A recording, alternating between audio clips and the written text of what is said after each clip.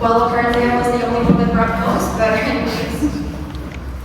I would like to begin this talk by saying I'm no specialist in the film industry, as you might guess, but that doesn't mean I can't share my opinion about movies I've watched. And I hope that by the end of this talk you understand that this is exactly the idea worth sharing here. Now, if I'm no specialist, why did I choose to talk about movies? In the beginning of the year, I started using an app called the Letterboxd, in which a community of users share their opinions about movies they've watched. They can log movies, grade them, and write some reviews about them. So it is this platform that fosters the sharing of opinion. Consequently, me and my friends started talking more and more about the movies we were watching, and we also started being more critical about them. And the last reason, Jay was pressuring me to choose an idea, so why not talk about movies? But jokes aside, the sharing of opinions grew on me. How could the same movie offer different perspectives and different amusements for people? So the question that remained was, how can the same product offer completely different experiences? Well, that grew beyond me and beyond my friends to the point that we were questioning decisions made by certified academies. To make my thought clearer, I want you to think with me. Think of a movie that you either really liked or really disliked, but that your opinion was different from the rest. Well, our opinion was not only different from the rest, but it was against one of the most important decisions that can be made in the film industry, the Oscars. Well, to make my thought clear again, I brought my own example. This movie is called The Zone of Interest, and it was nominated to this year's Oscar. It won not only in one, but two categories, Best Sound and Best International Film.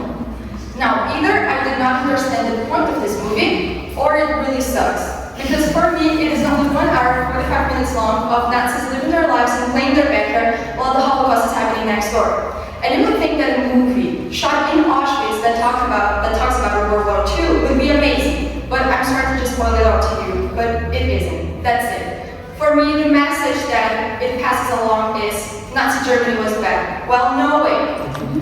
So, now that you know how I feel about this movie, it is no surprise that I was shocked when it won those awards. Which brings me to the question of this tag. Why are some movie critics, such as the Oscars, so different from the popular opinion? To understand that, you have to understand how the Oscars work.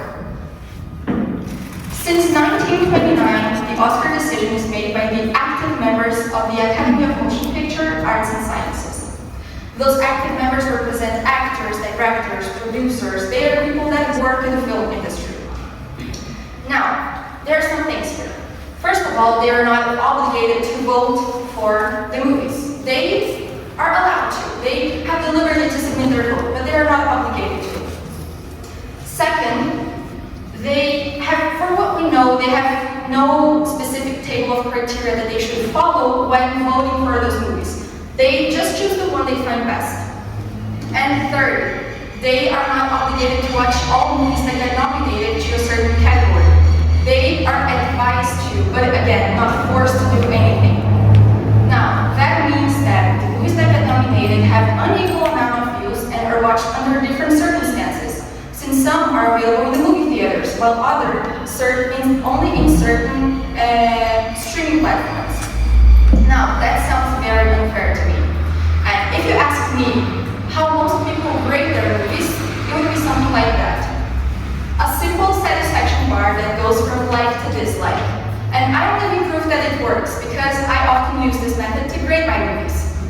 But then, if the people that vote for the Oscars have no specific criteria to be followed, because I don't consider that very specific, then on what do I lay the justification for the divergence of opinions?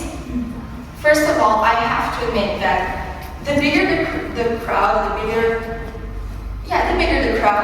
the more likely it is for different opinions to appear. Now, this year's Oscars was watched by almost 20 million people only in the USA. Naturally, the total number of viewers is higher, and so is the number of disagreements or different opinions. Now, if we do not look at the bigger picture, if we take a closer look entertainment. As I said, the active members of the Academy, they are actors, producers, directors.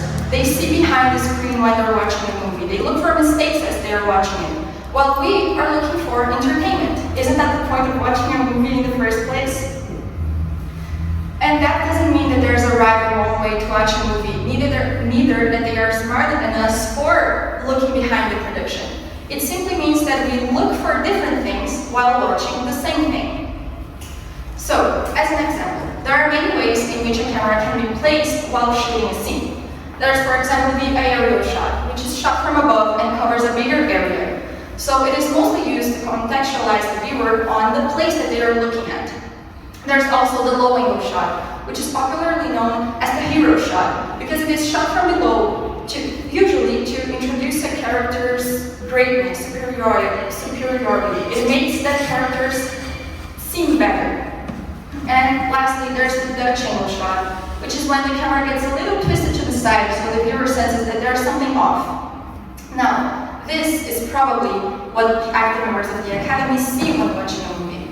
Well, we look at the final result, not because we do not know what those angles are, but because we just want that final product to get that final entertainment. And the last reason, I would blame it on individuality, because every person has their own taste, affections, a taste that gets developed throughout their entire lives. And it is that individuality that leads to the divergence of opinions, to the disagreements, and most important, to debate. Because without different opinions, there wouldn't be the need for any Oscars. The choice of best would be unanimous. There wouldn't, maybe, be any movies at all, because movies are made at target audiences. Now, if everybody shares the same opinion and has the same taste, who is the movie specifically directed to? Who is it made to? And also, who is there to like something and defend it if there's no one to defend it from, since everybody shares the same opinion? That's why I say that the viewer also makes the movie. Not only because we pay for the movie through the theater tickets and the monthly streams that we have at home, but also because we talk about it. And as we talk about it, we're basically making free advertising of the movie, when we either compliment or criticize it. And that's why I say that your opinion matters. And it seems a bit weird for me to be up here telling you that your opinion matters. Shouldn't it come naturally? Isn't that a little obvious? Well, sometimes we see ourselves in a situation in which our opinion may get invalidated, silenced, or underestimated. Again, I bring you here my own example. This is Quentin Tarantino. For those of you that do not know him, these are his productions. There's Kill Bill, Pulp Fiction, Django Unchained, Reservoir Dogs, Inglourious Basterds, Once Upon a Time in Hollywood, and many more. Now, the guy produces only classics. He has won 2 Oscars, 16 prestigious awards overall, and was nominated to many more. He has won not only the professional recognition for his work, but also the popular recognition for it. Because, as I said, he produces only classics, so many people like him. I, however, am not a fan of his endings. If you've watched Tarantino's movies, you'll know that every movie of him ends in a massacre. And I do not like that because it makes the ending a little obvious. Whatever, Anna, you don't like the guy, and just keep that in mind.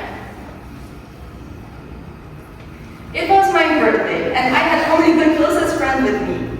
We were talking, and somehow the subject of movies came up. And then a friend of mine mentioned Tarantino and how he didn't like Tarantino's movies. He started it, not me, but then I jumped in and said I also did not like Tarantino's production so far. At the time, I had watched 3 movies, Django Unchained, Reservoir Dogs, and Inglourious Basterds. Now I've also added Kill Bill to that list, which is changing my perspective on Tarantino. But at the time, I did not have pleasant experiences with his movies. So I shared my opinion.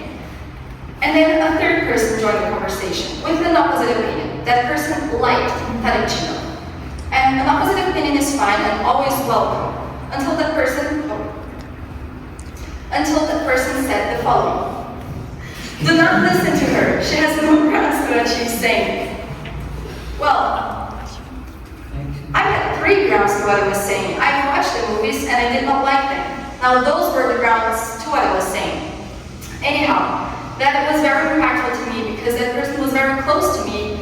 which made me realize that even in the environment that is supposed to be the most comforting to you, your opinion is at stake. So I ask you, do not let yourself be silenced, because remember, your opinion is worth over $40 trillion in box office. Thank you.